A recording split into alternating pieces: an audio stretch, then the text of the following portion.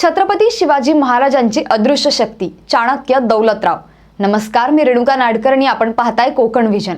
छत्रपती शिवाजी महाराजांची अदृश्य शक्ती या दुसऱ्या भागात आपले स्वागत आहे। महाराजांची अदृश्य शक्ती कोण होती, त्या अदृश्य शक्तीचं नाव काय होतं, अशा काही गोष्टी आपण मागील भागात पाहिल्यात। तर आता आपण ह्या भागात जाणून घेणार आहोत बहिर्जी नाईकांबद्दल। महाराजांनी अनेक युद्ध केले, गडकिल्ले जिंकले आणि याबरोबरच रयतेला मुघलांच्या जाचापासून मुक्त करून स्वराज्य स्थापन केलं। छत्रपती शिवाजी महाराज राजे असले तरी स्वराज्याबरोबरच शत्रूंच्या राज्यातील संपूर्ण माहितीही राजांना कळत असे आणि महाराजांपर्यंत ती माहिती पोहोचत असे बहिर्जींमार्फत, म्हणजेच बहिर्जी पथकामार्फत। आणि या पथकाचे नायक होते दौलतराव। तर दौलतरावांचे बहिर्जी नाईक कसे झाले, मग सुरुवात करूयात दौलतराव ते बहिर्जी नाईक या प्रवासाला।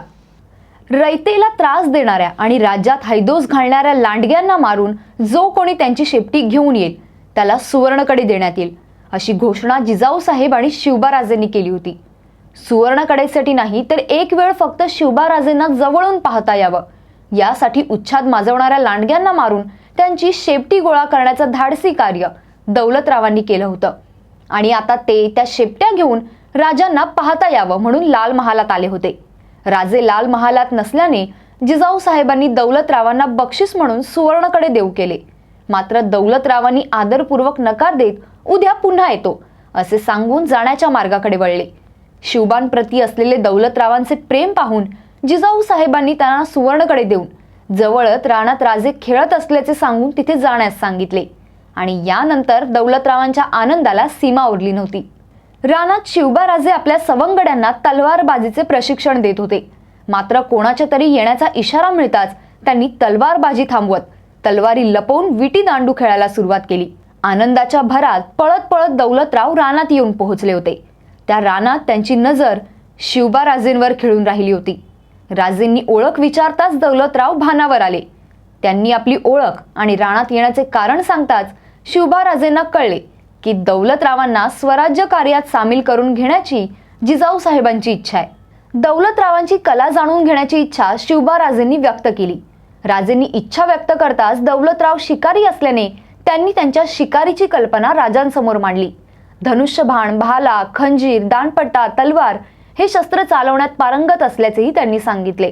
वेगवेगळ्या पशुपक्ष्यांचे आवाज काढणं, वेषांतर करणं, नकला करणं अशा कला दौलतरावांनी महाराजांसमोर सादर केल्या। आणि यानंतर थोड्या वेळापूर्वी लाल महालात येताच त्यांना राणोजी अप्पा भेटले होते।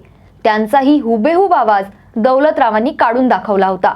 दौलतरावांच्या या कलांवर शिवबाराजे अति प्रसन्न झाले होते। यानंतर शिवबाराजे, सर्व सवंगडी आणि दौलतराव गप्पा मारण्यासाठी बसले। दौलतरावांनी शिवबाराजेंना तुम्ही राजे असून जंगलात तलवारबाजीचे धडे का देता असा प्रश्न विचारताच राजे थक्क झाले। कारण जेव्हा दौलतराव रानात आले होते तेव्हा तिथे विटी दांडूचा खेळ सुरू होता। तलवारबाजी ते येण्याआधीच थांबवण्यात आली होती आणि दौलतराव आल्यानंतर ते फक्त राजेंकडे पाहत होते। मग दौलतरावांना कसं कळलं की इथे तलवारबाजी सुरू होती? राजेंनी दौलतरावांना प्रश्न केला आणि मग दौलतरावांनी जे उत्तर दिलं त्यावरून दौलतरावांच्या बुद्धीचे प्रमाण राजेंना मिळाले। दौलतरावांनी सांगितले ते जेव्हा रानात येत होते तेव्हाच त्यांना तलवारींचा आवाज येत होता आणि थोड्याच वेळात तो आवाज बंद होऊन मोरांच्या केकरावण्याचा आवाज आला। जेव्हा ते राजेंसमोर पोहोचले तेव्हा तिथे मात्र सर्व विटी दांडू खेळत होते आणि त्यांच्या मागे झुडपात तलवारीची मूठ त्यांना दिसली होती। त्यांची नजर राजांवर खेळली असली तरी आजूबाजूच्या परिसरातील हालचालींवर त्यांचं लक्ष होतं आणि त्या ऋतूमध्ये मोर केकारवत नाहीत। मग तो आवाज मोराचा नसून कोणीतरी इशारा देण्यासाठीच काढला असेल असं दौलतरावांनी शिवबाराजेंना स्पष्ट केलं। दौलतरावांच्या या चातुर्यावर, त्यांच्या बुद्धीवर राजे आणि जिजाऊसाहेब प्रभावित झाले होते।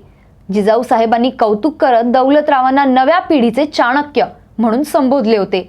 आणि याच वेळी दौलतरावांना स्वराज्य कार्यात सामावून घेण्याचा निर्णय राजेंनी घेतला होता।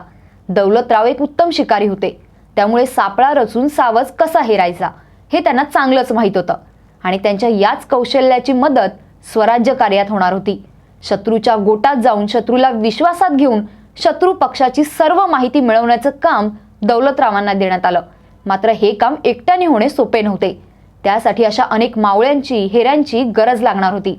आणि मग इथूनच सुरुवात झाली स्वराज्याच्या गुप्तहेर पथकाला। स्वराज्य विस्तारासाठी अत्याचारी शाह्यांचा सामना करून त्यांना नेस्तनाबूत करणं गरजेचं होतं आणि यासाठी शत्रू गोटाची चाल माहीत असणं आवश्यक होतं.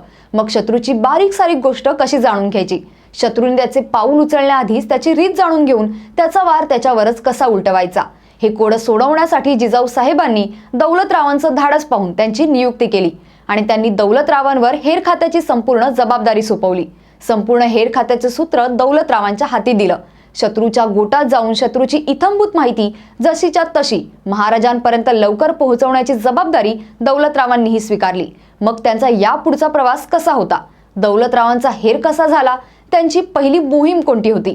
आणि अशा अनेक गोष्टींची मालिका आता पुढे सुरूच राहणार आहे. त्यामुळे महाराजांच्या या अदृश्य शक्तीबद्दल जाणून घेण्यासाठी कोकण व्हिजनला सबस्क्राईब करा आणि बेल बटन दाबा. धन्यवाद.